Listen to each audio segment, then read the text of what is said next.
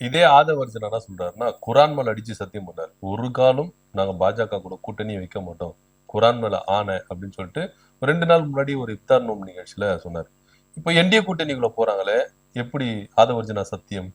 Sir, ஆதவர்ஜனா மட்டும் கிடையாது, அந்த கட்சியில இருக்க எல்லாருமே பாத்தீங்கன்னா அவங்க சொல்லுகிறதுக்கும் இப்போ நம்ம ஒரு விஷயத்த சொல்லணும்னா அதுக்கு நானே பொறுப்பு.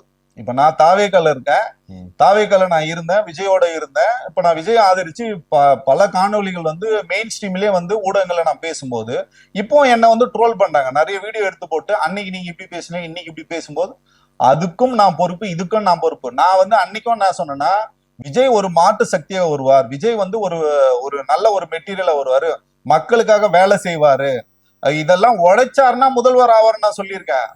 ஏரடியா முதல்வர் கோடம்பாக்கத்துல இருந்து கோட்டைக்கு வருவார் நான் ஒரு நாள் நான் சொன்னதே இல்லை. விஜய்க்கு வாய்ப்பு இருக்கு, இளைஞர் மத்தியில வாய்ப்பு இருக்கு, பெண்கள் மத்தியில வாய்ப்பு இருக்கு. இரு திராவிட கட்சிகளும் வேண்டாம்னா மூன்றாவது சக்தியா விஜய் வருவாரு, முதன்மை சக்தியா விஜய் வருவார். இதுக்கெல்லாம் காரணம் விஜய் உழைக்கணும், விஜய் மக்களோட இருக்கணும்னு நான் சொல்லியிருக்கேன்.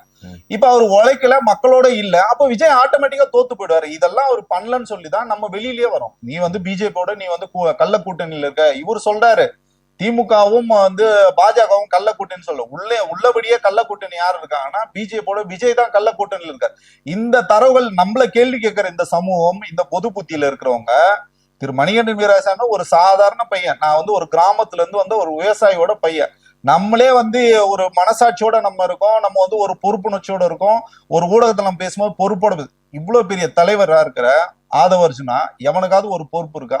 நீ குரான் மேல சத்தியம் பண்ற, பொண்டாட்டி மேல சத்தியம் பண்ண, பிள்ளைங்க மேல சத்தியம் பண்ண, எதையாவது உங்களால நிறைவேற்ற இவங்க செய்யறது எல்லாம் பாத்தீங்கன்னா அயோக்கியத்தனமான அரசியல். சத்தியம் இவர்களுக்கு சக்கரை பொங்கல் மாதிரி தான்.